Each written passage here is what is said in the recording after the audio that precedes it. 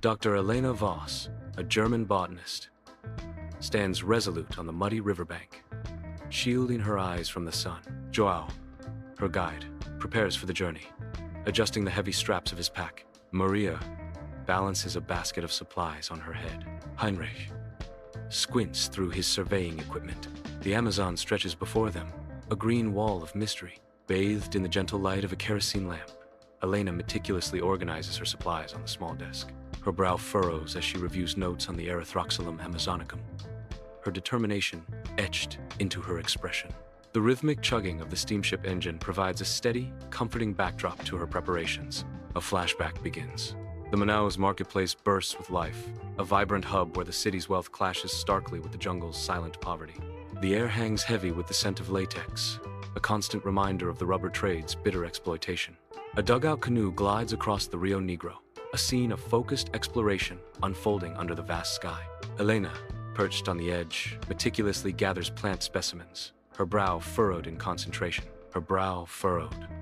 Elena sketches diligently in her notebook, capturing every detail with focused intensity. Heinrich, ever vigilant, charts their course with practiced precision, his eyes scanning maps and instruments. João, strong and steady, propels the canoe forward with deft strokes, his movements fluid and powerful. Maria sits at the stern, her voice weaving ancient Ticuna songs into the fabric of the Amazon. The ancient Ticuna songs carry over the water. A violent storm descends upon the Rio Negro, unleashing its fury on the small canoe. The team battles to keep the canoe afloat amidst the storm's relentless assault. Supplies become soaked as the storm rages on, threatening to overwhelm their journey. Elena clutches her journal, shielding it desperately from the torrential downpour. Her face, a mask of determination, betrays the creeping strain and exhaustion. The storm's fury tests the limits of my resolve, challenging the very core of my being. Beneath the giant kapok tree, the team gathers, seeking shelter from the storm's wake. Elena's face, marked by exhaustion, reflects the dense Amazonian jungle before her. The Amazon. It's more dangerous than I ever imagined, Elena thinks, her voice echoing her growing fears. Elena's gaze pierces the dense jungle foliage, spotting a faint path. João nervously surveys the surrounding trees. His hand instinctively grips his machete. João's anxiety rises. Elena, are you sure about this?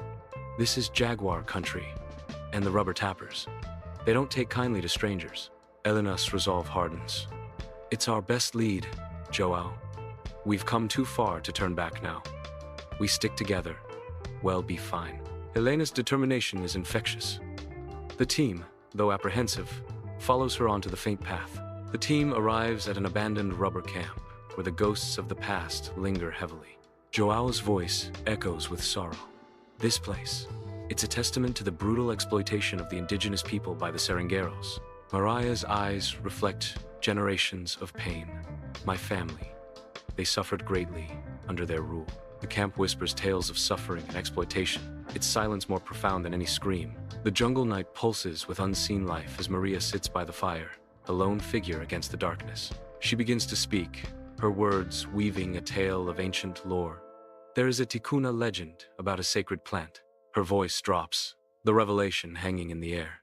A plant that sounds very much like Elena's description of the Erythroxylum amazonicum. The canoe hits a submerged root, a dull thud echoing across the water.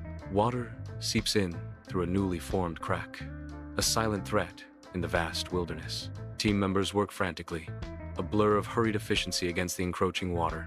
Elena pauses, a wave of dizziness washing over her. She recognizes the familiar, unwelcome signs of malaria. The team arrives at the Ticuna village, where thatched huts emerge from the dense Amazonian rainforest. Maria steps forward, her posture conveying deep respect as she addresses the village elders. Maria speaks with measured words. We come in peace, seeking passage to the sacred spring. The air hangs heavy with humidity, filled with the unseen sounds of the rainforest. Elder One responds with a stern warning. The spring is not a place for outsiders. It is protected. Elder Two reinforces the warning. Dangers lurk there. Spirits and guardians who do not take kindly to trespassers. The raft plunges into the heart of the rapids, a fragile vessel against nature's fury. Elena, feverish and shivering, fights to maintain her grip, her determination unwavering. The team reaches a hidden spring, where sunlight dances through the leaves.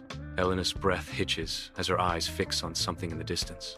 She runs towards a patch of vibrant green plants. Her fingers trace the delicate leaves, a wave of joy washing over her. Her face lights up, radiant with pure happiness. Seringueiros burst from the dense foliage, launching a surprise attack on the team. A fierce struggle ignites, the air thick with shouts and the clash of machetes. Heinrich cries out, clutching his arm as blood seeps between his fingers. Mariah's eyes flash with determination as she throws a handful of brightly colored flowers into the air, creating a momentary distraction. João, seizing the opportunity, steps forward, brandishing his weapon, ready to defend them. Elena stands at the river's edge, the dark waters of the Rio Negro stretching out before her. The air hangs heavy and humid as Elena makes a resolute decision. Maria approaches, her face etched with concern. The journey back is brutal. Elena burns with fever, her strength failing. The dense jungle seems to close in around them, its oppressive heat suffocating. João urges Elena forward, his voice filled with encouragement.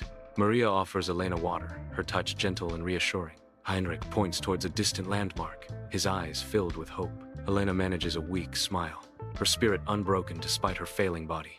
They press on, their determination fueled by their love for Elena. João and Maria struggle to keep Elena upright as she stumbles through the dense undergrowth. Heinrich watches, his face etched with worry as Elena's condition worsens. Elena's eyes glaze over, her body limp as she leans heavily on her companions. The relentless sun beats down, intensifying Elena's suffering. João wipes sweat from his brow, his muscles straining with the effort of carrying Elena. Mariah's face is grim, her determination unwavering as she helps Elena forward. Heinrich scans the horizon, searching for any sign of respite. Elena coughs weakly, her breath ragged as she struggles to speak. The team arrives at the docks in Manaus, their faces etched with exhaustion. Elena clutches her journal, a symbol of their hard-won victory. Elena lies still in the sterile hospital room as sunlight filters through the window. I meticulously package samples and notes, preparing for shipment to London. The Royal Botanical Society's grand hall pulses with anticipation, sunlight casting a golden glow on the faces of esteemed botanists. A collective nod of approval sweeps through the room as the society officially recognizes the plant's healing potential. Elena stands at the heart of the celebration, her radiant smile a beacon of triumph. A wave of thunderous applause erupts, celebrating Elena's groundbreaking achievement. Elena boards the steamship, her silhouette framed against the vast Rio Negro. She casts a final, lingering look at the Amazon, her heart heavy with memories. A myriad of emotions, joy, sorrow, hope, and regretance across her face as she reflects on her journey. Thanks for watching. Like, share, and subscribe. Hit the bell icon for more interesting videos.